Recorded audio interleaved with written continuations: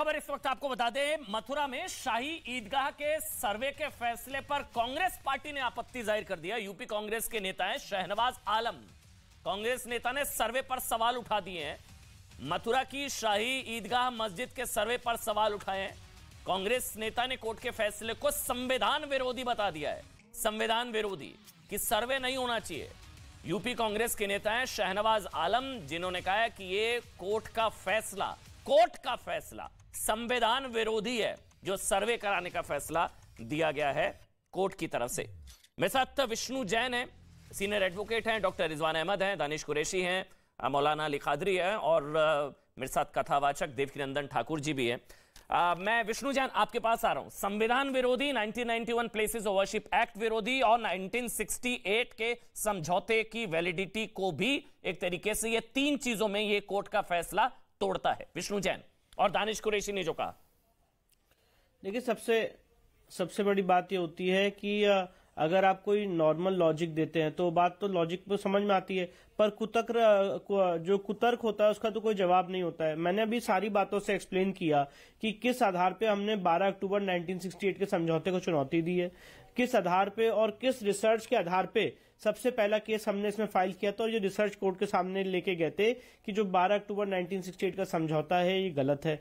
अब मैं एक बहुत मूलभूत बात करना चाहता हूं अमन भाई, श्री कृष्ण जन्मभूमि हमारे लिए इंपॉर्टेंट क्यों है? यहाँ पे हमारे साथ आध्यात्मिक गुरु भी बैठे हुए हैं। गर्भ संहिता में इसका स्पष्ट रूप से उल्लेख है कि भगवान कृष्ण यहीं पे उन्होंने जन्म लिया था और उनकी जन्मभूमि के दर्शन करना हम सारे हिंदुओं का जन्मसिद्ध अधिकार है, हमारा फंडामेंटल राइट है। तो ये आपकी कौन सी जिद है कि जहां पे कृष्ण जन्मभूमि है आपको वहीं पे मस्जिद बनानी है? और मैं तो एक इंपॉर्टेंट बात कहना चाहता हूं, सर्वे की जहां तक बात है, प्लीज जरा इस बात को नोट करें। Order 26 rule 9 red with section 75 of the CPC ये कोर्ट को एक अधिकार देता है कि किसी भी केस में वो एक सर्वे का ऑर्डर कर सकता है। और अमन भाई एक बात और बताना चाहता हूं, ये तो अभी बहुत इनिशियल रूप का सर्वे है जहां पे कोर्ट के अमीन जाके सिर्फ ये डिमार्केट करेंगे कि ये लैंड कितनी बड़ी है, इसमें कौन सी जमीन किसके पोजीशन में है, आज की वस्तु स्थिति क्या है, नक्शा प्रिपेयर होगा। अभी इसके आगे फर्दर बहुत सारे स्टेप हैं, वो भी मैं बता दूं।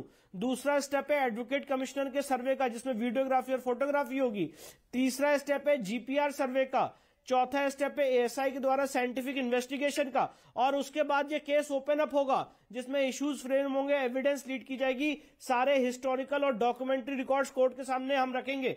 अमन भाई मैंने तो आपको इतनी सारी बातें बता दी कि हम कोर्ट में क्या क्या रखेंगे, हमारी क्या क्या बातें होंगी। आप जरा दूसरे पक्ष से पूछिए कि प्लेसेस ऑफ वर्शिप एक्ट को इस देश का संविधान मान के आपके सामने डिबेट कर रहे हैं। अगर पार्लियामेंट से बनाए हुए कानून को इतना बड़ा मानते हैं तो सीए एनआरसी पे तो मीडिया की जो ओवी वैन फूकी जा रही थी और जो पूरे देश में कोहराम मचा रखा था, वो किसने बचा रखा था? तब वहां पार्लियामेंट के द्वारा कानून बनाना नहीं मान रहे थे। तो पहली बात तो प्लेसेस ऑफ वर्शिप एक्ट यहाँ पे अप्लाई नहीं करता है। और अगर कोई आदमी प्लेसेस ऑफ वर्शिप एक्ट के आड़ में अपने इलीगल पोजीशन को जस्टिफाई करने की कोशिश करे तो वहां पे कभी भी आप उनसे सही तर्क या लॉजिक नहीं पा सकते, क्योंकि हमारे पास तो मैं आपसे अमन भाई दोबारा कह रहा हूं, हमारे पास तो इस केस का ओनरशिप प्रूफ है। भैया आप कहां से आए ये तो बता दीजिए। बताइए भाई दानिश भाई, अगर आप बता दे आपके आपत्ति पॉइंट नंबर 1, पॉइंट नंबर 2, अगर कोई एक या दो आपत्ति आपकी, क्योंकि प्लेसेस ऑफ वर्शिप एक्ट तो यहां लागू ही नहीं होता नंबर 1, और प्लेसेस ऑफ वर्शिप एक्ट सर्वे कराने से नहीं रोकता, तो प्लेसेस ऑफ वर्शिप एक्ट को तो साइड में रख देते हैं। दूसरा 1968 का समझौता, उसी को चैलेंज किया गया है। तो दोनों पॉइंट्स, अब और कोई तीसरा पॉइंट है आपके पास? और कोई विरोध? किस बात का विरोध? सर्वे से सच नहीं छिपाना तो सर्वे से क्यों घबराना? ये थोड़ी ना जिस तरह वहां जो है वो शिवलिंग बाबा आ गए थे, यहां पर भी कुछ प्रकट हो जाएगा, तो इस चीज का डर है। दानिश भाई प्रॉब्लम बताइए मुझे पॉइंट वाइज, नंबर 1, नंबर 2। अमन भाई ये प्रॉब्लम है, बताइए। देखिए दरअसल दिक्कत क्या, मैं मुझसे पूछा ना अमन जी दानिश, बिल्कुल दानिश भाई। ओके, सबसे पहली बात यह है कि हमारे साथी जो पैनलिस्ट हैं वो बहुत अच्छे से बात कर रहे हैं कि मथुरा के अंदर में उन्होंने कानूनी कार्रवाई क्या की।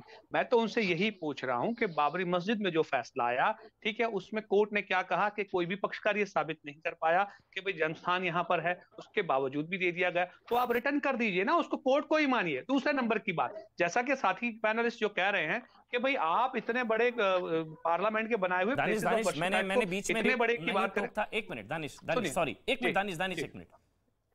वो राम जन्मभूमि है ये तो वाला तो केस ही नहीं था, वो उस पे तो किसी को डाउट ही नहीं था, वो तो सिविल सूट था। वहां प्रभु राम का जन्म हुआ, इस पर तो सुनवाई नहीं थी। अरे जजमेंट में तो लिखा है, जजमेंट में सुन लीजिए आप, एक मिनट सुन लीजिए दानिश, वो सिविल सूट था, राम जन्मभूमि है, इसका तो डाउट किसी को नहीं था। जैसे मथुरा, जिस तरह दानिश एक मिनट सुनते हैं, आप भी बोलिए मैं भी बोलूंगा एक एक करके, मेरे बाद आप बोलिएगा। जिस तरह मथुरा श्री कृष्ण जन्मभूमि है, इस पर किसी को कोई संशय नहीं है, आपको भी नहीं होगा शायद, मथुरा श्री कृष्ण जन्मभूमि है।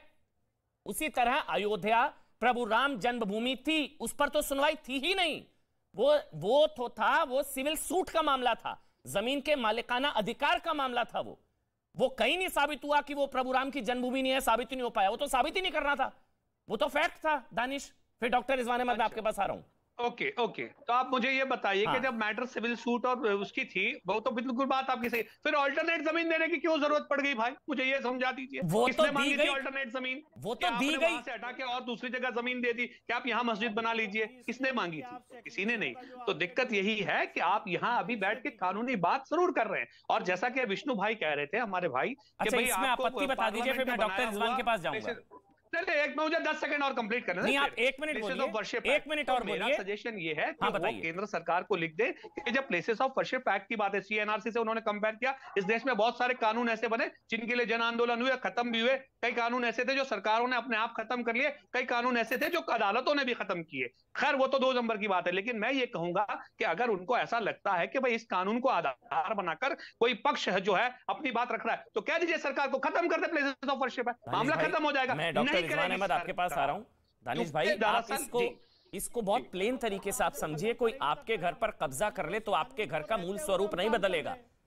आपके घर पर कोई कब्जा करके बैठ जाए, सुन लीजिए, फिर आप बीच में बोलते हैं, आप लगातार बोलते, कोई नहीं बोलता, कोई आदमी बात रख सकता है ना आपके सामने। डॉक्टर रिजवान अहमद की टर्न है, वो बोलेंगे अब। लेकिन पक्ष ये है कि कोई आपके घर पर कब्जा कर ले तो आपका घर आप ही का रहेगा, वो उसका नहीं हो जाएगा, उसका मूल स्वरूप नहीं बदल जाएगा। उसी तरह कोई मंदिर को तोड़कर मस्जिद बना ले तो वो मस्जिद नहीं हो जाएगी, वो स्वरूप जानने के लिए सर्वे हो रहा है। डॉक्टर रिजवान अहमद, अब आप बोलेंगे, उसके बाद विष्णु जी और कादरी साहब और देवकीनंदन जी आऊंगा। डॉक्टर रिजवान अहमद एक एक करके बोलेंगे। देखिए, राम जन्मभूमि की बात बार बार आ रही है, तो एक बात कम से कम बहुत अच्छी है कि देश में लगभग 100 करोड़ हिंदू है, लेकिन राम जन्मभूमि का मंदिर की स्थापना होने के बाद कोई भी हिंदू पक्ष पूरे भारत से ऐसा खड़ा नहीं हुआ जिसने कहा हो कि प्रभु राम का जन्म यहां नहीं वहां हुआ था। Exactly. कम से कम पूरा 100 करोड़ आदमी, इसका मतलब उसकी आस्था है कि वो उस स्थान में विश्वास रखता है। पहली चीज, आपके डिबेट में 3 बार दानिश साहब ने बोला कि क्या एविडेंस है, क्या एविडेंस है, क्या एविडेंस है। मैं बताता हूं क्या एविडेंस है, पूरा 1200 पेज का ऑर्डर पढ़ लीजिएगा।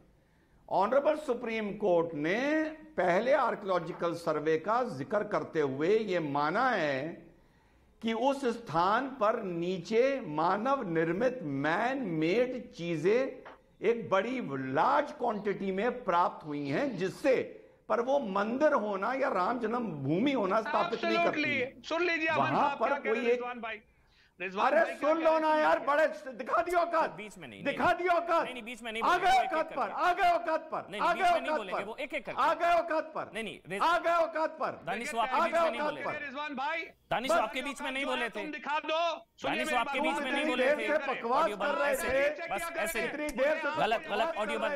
दानिश गलत, दानिश कुरैशी वो आपके बीच में एक शब्द नहीं बोले। हम जब तहजीब से बात करते हैं तो आप तहजीब से ही पेश आया करिए। चलिए बस, अब आप ऑडियो बंद। डॉक्टर रिजवान अहमद बोलेंगे सर, डॉक्टर रिजवान अहमद बोलेंगे। औकात पर नहीं कोई नहीं, ऐसे नहीं, डॉक्टर रिजवान अहमद आप बोलिए। नहीं मैंने एक मिनट, डॉक्टर रिजवान अहमद आप बोलिए, कादरी भी वेट कर रहे हैं, कोई बीच में नहीं बोलेगा, जबकि नंदन जी भी वेट कर रहे हैं, अपनी टर्न पर बोले। दानिश भाई कंप्लीट करिए।